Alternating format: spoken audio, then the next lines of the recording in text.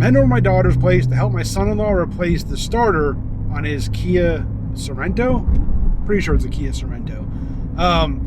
Thing was acting up, so he was over at the house like a week ago, and when he went to leave, he went to start it, and you could hear the starter turn, but it wasn't engaging, like the Bendix wasn't pushing the gear out of the starter to engage the flywheel. So he finally got a new one in. He attempted to replace it on his own. Apparently he said that he was removing hoses and stuff, and he removed one too many hoses and got a coolant bath. So I'm gonna head over there, see if I can help him get this starter replaced. The person in front of me doesn't know how to drive. Before I even start working on anything, I gotta run inside here. Just a second. You guys say hello to that little man. It's dark. It's okay. He's sleeping anyway. All right, time to go work on the car. All right, so he's got most of it apart already. Throttle body's already off. We're gonna take that hose off there. He pulled this one off, which is the one that gave him the coolant bath. So feel very cool now. Yeah, he should. It's nice and green in here. Looks like the Hulk nugget everywhere. All right, so we'll take that hose off the throttle body. So there's that. It's just a spring clamp, it looked like. I'm gonna try to get gloves on here. I think this is why I took this hose off before. What the radiator hose? Yeah. You can work around it. It looks like from everything I was seeing.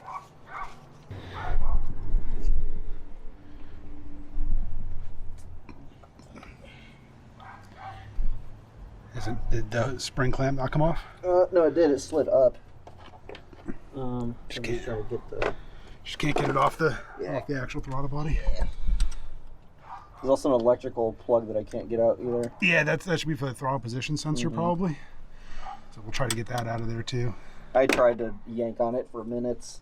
Yeah. All right, we got the throttle body out of the way. It looks like we can see the two bolts. It's gonna be really hard to show. I'll have to highlight it in the video.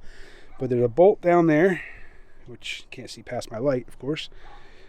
I can see two bolts, and there's one right down inside there. We're going to try to get to, it looks like then the starter will slide out towards the passenger side and then just hopefully drop out. Well, it looks like, I'm guessing, what, 14 millimeter? Let me see. Just give me the extension. Or just give me the socket. I just want to get down in there and check. Yep, it's 14. Nailed it. Sweet. So yeah, I would say, I don't think you're going to need the extension because it's pretty tight down in there. I would maybe use like a deep socket. Might give you a little bit more clearance around the bell housing. Yeah, this thing is really hard to see down in there. So again, there's one right down there where the light's shining. Hopefully I'll be able to highlight it on the video and during the edit. The other one's right up there. So those are the two bolts. We have the other starter, which is right here. So it's just two bolts hold it in place. So two 14 millimeter bolts, we'll get those out and hopefully slide this thing right out of there. Get the bolts out of the starter. You can see it maybe. See it wiggling down inside there. He's trying to pull it back so we can disengage it from the bell housing. There you go. Try and get the light at a good angle where you guys can see it. So can you pull it out and just kind of let it come down so you can get to the wires, or? I'm trying to. There's a bunch of crap in the way. Yeah, I think it's what the oil filters in the way. And, yeah. Bunch of wires. The more I look at this, the more I want to think about taking your intake off. Yeah, this is not fun. Yeah. Bad job, Kia. Yeah, screw you, Kia. Why you gotta put this in a bad spot? There's the old one. So what we had to do was I had to get up underneath there, disconnect the connector, and then pull the plug off of it, and then kind of turn it in a way, and he was able to pull it up from the front between right down through here. I know it's getting dark out here.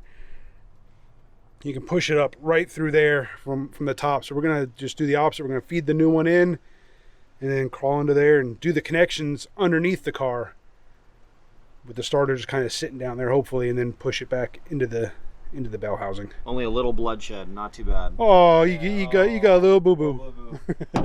So all right, so it's gonna go in this orientation under the car. So we're gonna feed it in basically, yeah, just like that. I'm gonna drop it down in the hole, spin it around.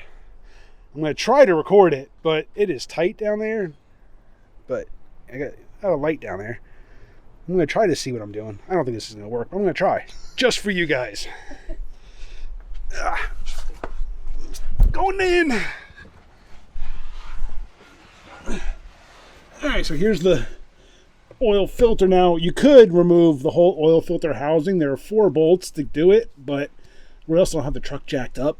So this is definitely a difficult situation. I'm literally using one eye to look around the splash shield here. Alright, drop her down the hole.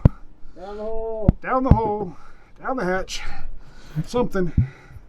Here it comes. Alright, you want to go, I think you want to go behind those wires, like my side of those wires, I think, right? Yeah, so I'm coming in over here. On that side? Getting through, yeah, because this is where I pulled it up from. Oh, okay. I can't. Yeah, so you're caught on the wiring. Yeah. I'm going to try to get the wires out of the way, but I'm in a really bad position. Are they out of the way, or you're still hanging up on?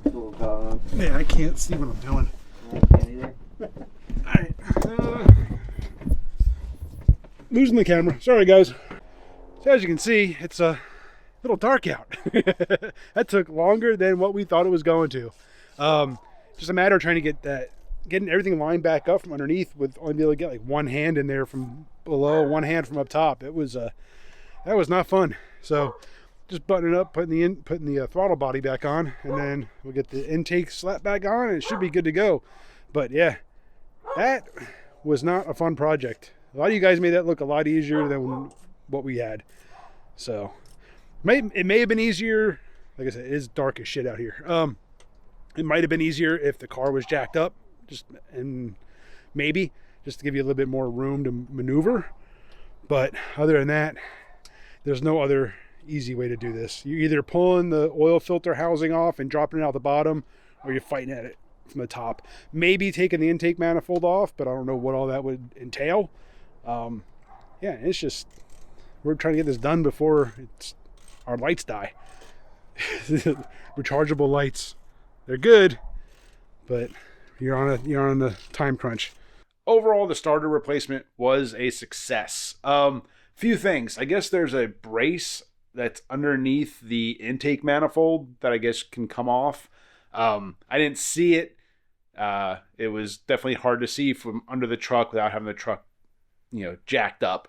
So definitely recommend putting the truck on jack stands. Give you some more room to maneuver a little bit down there. Otherwise, your nose is like right up against the skid plate, and just kind of makes trying to get up in there more difficult than what it already is.